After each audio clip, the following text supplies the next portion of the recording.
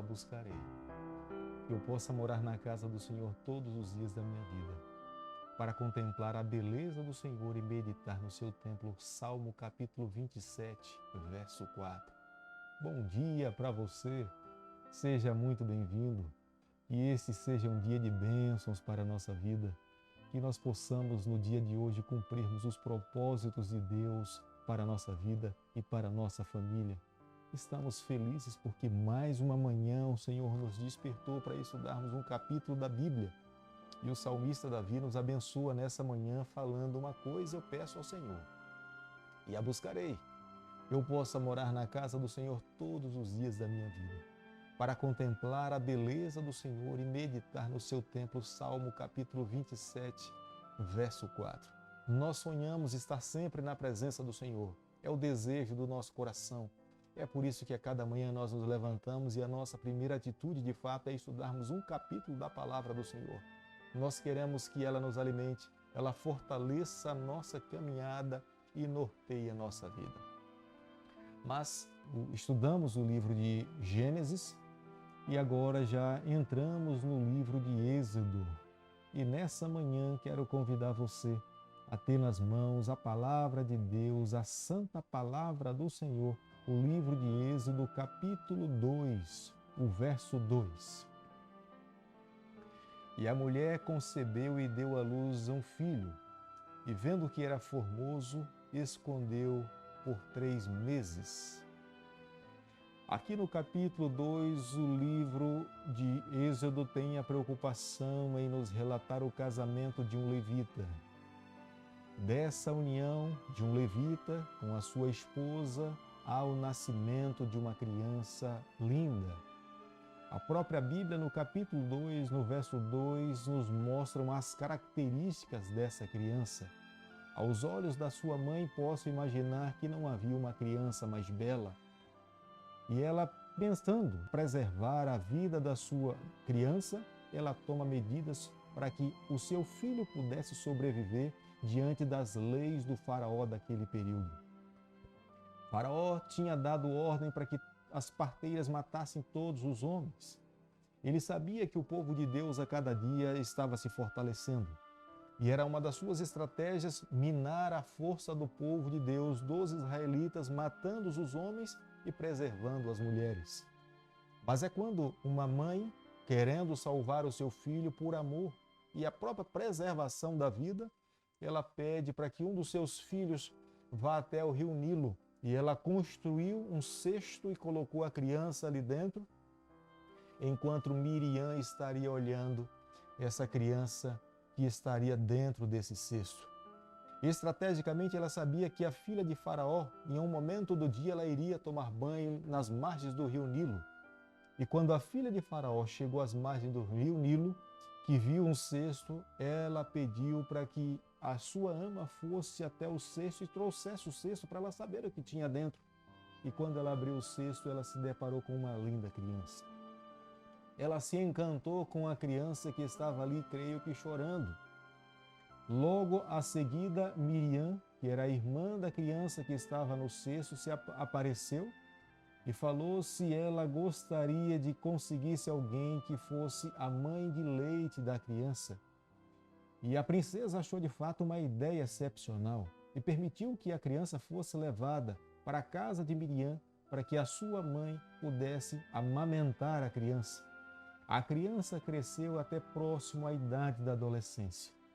Quando então agora a filha de Faraó tomou a criança, levou Moisés para viver dentro do palácio.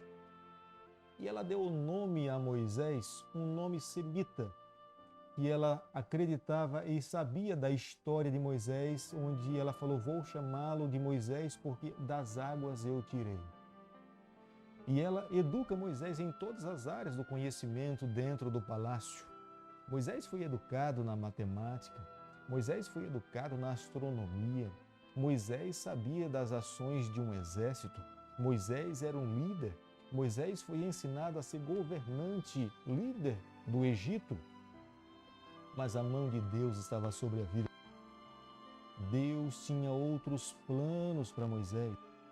Embora até possa imaginar que ele tivesse sonhos em um dia poder conduzir a nação do Egito, mas os olhos do Senhor, a mão do Senhor estava sobre a vida de Moisés. Deus estava escrevendo a história do planeta Terra. Deus sabia perfeitamente na época, na hora em que Moisés deveria nascer, e de uma forma providencial, Deus poupou a vida de Moisés. Mas acontece que Moisés cresceu, se desenvolveu, se tornou um homem adulto, estava com aproximadamente 40 anos de idade, quando um dia ele viu um egípcio agredindo a um hebreu e ele se compadeceu do hebreu. O seu coração, como líder justo e íntegro, ele não poderia permitir que um homem agredisse a um outro homem. Mas nesse momento Moisés perde o controle e age de uma forma desacerbada. E agindo dessa forma, ele acaba tirando a vida do egípcio. E para esconder o erro que ele cometeu, ele agora enterra o egípcio. Mas o tempo passa e no dia seguinte, quando ele tinha se deparado com 2 hebreus lutando, o próprio Moisés vai repreender aos homens que estavam brigando. E um dos homens se levanta e fala para ele: você vai fazer conosco a mesma coisa que você fez com o egípcio? Vai tirar a nossa vida? E Moisés começa a imaginar que o que ele acreditava que tinha ficado em oculto, as pessoas poderiam saber do seu erro. Imaginando que no futuro ele seria perseguido, Moisés toma a decisão de fugir do Egito. Não se demorou muito para que essa informação chegasse até os ouvidos de Faraó. E Faraó toma a atitude de tentar tirar a vida de Moisés. E para que Moisés não ficasse ali sobre a perseguição de Faraó, ele foge do deserto. Ele se depara com as terras de Midian, exatamente no local onde Abraão tinha vivido, onde os seus ancestrais do povo de Deus tinham passado.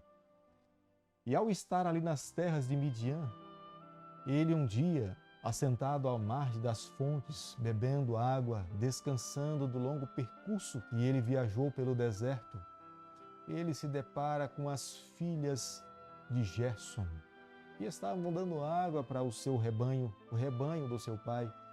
Mas os homens daquela terra, quando viram as filhas de Gerson dando água para o rebanho do seu pai, eles tentaram impedir.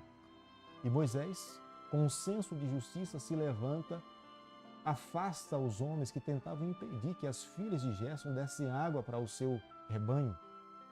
Elas se encantaram com aquela atitude, voltaram para casa e contaram para o seu pai. O seu pai busca então saber quem era aquele homem egípcio que tinha protegido as suas filhas e dado liberdade para que o seu rebanho pudesse tomar água. E é quando então aquele homem egípcio se apresenta e ele passa a morar na casa de Reuel. O tempo se passa. Gerson entrega para Moisés e fala para Moisés que ele deveria construir uma família. E Moisés opta em se casar com Zípora. Desse casamento nasce uma criança que Moisés dá o nome de Gerson e ele reconhece que Deus estava conduzindo a sua vida. E ao dar o nome de Gerson, ele estava dizendo que ele estava vivendo numa terra peregrina. Ele era um peregrino. Dá para se entender nesse momento que Moisés reconhecia que o deserto não era a sua casa. Ele ainda tinha o coração no Egito, mas sabemos perfeitamente que a mão de Deus estava sobre a vida de Moisés. O autor do livro de Gênesis, ele tem uma preocupação especial em nos relatar que o tempo passou e é quando acontece a morte de Faraó. Mas após a morte de Faraó, o povo de Deus estava no Egito sofrendo. Os egípcios estavam oprimindo os israelitas. O objetivo pelo qual eles queriam manter aquele povo ali era para construir a sua cidade, reformar os seus templos, construir celeiros, e os olhos do Senhor estavam sobre a face dessa terra e o Senhor conseguiu sentir a dor do seu povo. A Bíblia usa uma expressão que vale a pena nós intentarmos para essa declaração. A Bíblia diz que Deus se lembrou da sua aliança. Não quer dizer que Deus se esqueça, Não quer dizer que Deus tenha se esquecido do compromisso da aliança assumida com Abraão, com Isaac e com Jacó, mas o texto bíblico nos traz a ideia que nesse momento Deus agora estava cumprindo com os seus propósitos sobre a face dessa terra. Deus estava preparando o cenário dessa terra para que o seu povo pudesse assumir o papel de conduzir, de orientar, de mostrar ao mundo quem de fato era Deus. Diante da nação mais poderosa daquela época, apenas 70 pessoas entraram dentro do Egito. Agora, com aproximadamente 2 milhões de pessoas, eles estariam saindo. E de uma forma poderosa, a mão de Deus, sinais seriam manifestados ali no Egito. O mundo saberia que existe um Deus. O mundo teria provas claras de que há um soberano, que há um reino que não tem começo e não tem fim. E dessa forma Deus estaria dizendo para todas as outras nações de que Deus é Deus, de que Ele governa desde os tempos da antiguidade e que somente Ele é digno de todo louvor e toda adoração. Deus estava preparando o cenário nessa terra através da nação de Israel para que o Filho de Deus, Jesus Cristo, viesse e pudesse trazer salvação para todo pecador. Todo aquele que cresce em Jesus Cristo teria oportunidade de salvação. Através da nação de Israel, de uma forma didática, Deus ensinaria, através do seu santuário, como Ele esperaria que aqueles que um dia quisessem receber a salvação deveriam viver. E nessa manhã, eu e você nos encontramos aqui com a palavra de Deus aberta. Eu quero pedir a Deus que, ao terminarmos de estudarmos o capítulo 2 do livro de Êxodo, o nosso coração de fato se debruce diante da sua palavra e nós possamos reconhecer que há um Deus soberano. Há um Deus que governa todo o universo. Há um Deus que nos ama. Há um Deus que enviou o seu Filho aqui a essa terra para que nós pudéssemos ser libertos dos nossos pecados e termos a alegria de viver com Ele por toda a eternidade. Por isso que nessa manhã, eu e você, nós precisamos continuar a nossa trajetória, rendendo louvores e adorando o seu nome para todos sempre. Querido Pai, nessa manhã nós admitimos a nossa pequenez. Nós nos colocamos em Tuas mãos. Nós pedimos para que o Senhor assuma o controle da nossa vida. Nos ajude a cada dia a amarmos a Sua pessoa. Fica conosco. É o nosso pedido e a nossa oração. E nós fazemos em nome de Jesus. Que o Senhor te abençoe e te guarde. Que Ele faça resplandecer o seu rosto sobre você. Que Ele tenha misericórdia de você. Que sobre você nessa manhã Ele levante o seu rosto e conceda a sua paz em nome de Jesus.